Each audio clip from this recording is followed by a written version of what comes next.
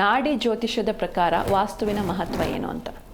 ನೋಡಿ, ಜ್ಯೋತಿಷ್ಯ ಶಾಸ್ತ್ರದಲ್ಲಿ ವಾಸ್ತು ಅನ್ನುವಂಥದ್ದು ಸಪ್ರೇಟಾಗಿ ಇರುವಂಥ ಒಂದು ವಿಭಾಗ. ಆದರೆ ಅದರ ಜೊತೆಗೆ ನಾಡಿ ಜ್ಯೋತಿಷ್ಯ ಏನು ಹೇಳುತ್ತೆ ಗೊತ್ತಾ?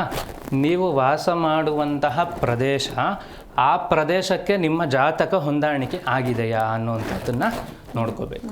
ಒಂದು ವಿಧಾನ ಹೇಳ್ತೀನಿ ಕೇಳಿ. ಉತ್ತರ ಭಾರತದವರು ದಕ್ಷಿಣ ಭಾರತದಲ್ಲಿರ್ತಾರೆ. ಅವರ ಆಹಾರ ಪದ್ಧತಿ ಬದಲಾಗುತ್ತಾ ಇಲ್ವಮ್ಮ? ಬದಲಾಗತ್ತೆ. ನಮ್ಮ ದಕ್ಷಿಣದ ಆಹಾರ ಪದ್ಧತಿಗಳನ್ನೇ ಅವರು ಅಳವಡಿಸಿಕೊಳ್ಳಬೇಕು. ಆದರೆ ದಕ್ಷಿಣ ಭಾರತದ ಶೈಲಿಯನ್ನು ತಗೊಂಡವರು ಉತ್ತರಕ್ಕೆ ಹೋದಾಗ್ಲೂ ಅದನ್ನೇ ತಗೋತಾರ? ಇಲ್ಲ, ತಗೊಳ್ಳಲ್ಲ. ಯಾಕೆ ತಗೊಳ್ಳಲ್ಲ ಅಂದರೆ ಆ ರೀಜನ್ ಏನಿರುತ್ತಲ್ಲ, ಆ ರೀಜನ್ ಅವರು ಹೊಂದಾಣಿಕೆ ಮಾಡಿಕೊಳ್ಳಲೇಬೇಕು. ಸದಾಶಿವನಗರದಲ್ಲಿ ಮನೆ ಕೊಟ್ಟವ್ರು ದೊಡ್ಡದಾಗೆ ಕಟ್ಟಬೇಕು. ಸ್ಲಮ್ಮು ಏರಿಯಾ ಸದಾಶಿವನಗರದಲ್ಲಿ ಇರಲ್ಲ. ಯಾಕೆ ಅಂದರೆ ಆ ಸ್ಟೇಜಸ್ನೆಲ್ಲ ದಾಟ್ಕೊಂಡು ಹೋಗಿದೆ ಸದಾಶಿವನಗರ. ಹೌದಾ ಅಲ್ವಾ? ಕರೆಕ್ಟ್. ಸದಾಶಿವನಗರದಲ್ಲಿ ಚಿಕ್ಕದಾಗಿ ಮನೆ ಕಟ್ತೀನಿ ಅಂದರೆ ರೋಡಲ್ಲಿ ನಡ್ಕೊಂಡು ಹೋಗೋರೆಲ್ಲ ನೋಡ್ತಾ ಇರ್ತಾರೆ, ಇದು ಯಾವುದೋ ಚಿಕ್ಕ ಮನೆ ಬಂತು, ಇವ್ರಿಗೆ ಸೈಟ್ ಹಿಂದಿನಿಂದ ಯಾರೋ ಕೊಟ್ಟಿರೋದಿರಬೇಕೇನೋ ಅಂತ. ಹೌದಲ್ವಾ?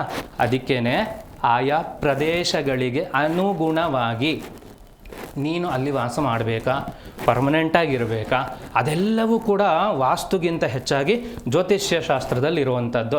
ಆ ಜ್ಯೋತಿಷ್ಯ ಶಾಸ್ತ್ರದಲ್ಲಿ ಇರುವಂತಹ ಈ ವಿಧಾನಗಳನ್ನು ಉಪಯೋಗಿಸ್ಕೊಂಡಾಗ, ಅದರಲ್ಲೂ ನಾಡಿ ಜ್ಯೋತಿಷ್ಯ ಏನು ಹೇಳುತ್ತೆ ಗೊತ್ತಾ? ಒಂದು ಎಕ್ಸಾಂಪಲ್ ಕೊಡ್ತೀನಿ ನೋಡಿ. ಪೂರ್ವ ದಿಕ್ಕಿಗೆ ಸೂರ್ಯಗ್ರಹ ಅಧಿಪತಿ ಅಂತ ನಾಡಿ ಜ್ಯೋತಿಷ್ಯದಲ್ಲಿ ಹೇಳುತ್ತೆ.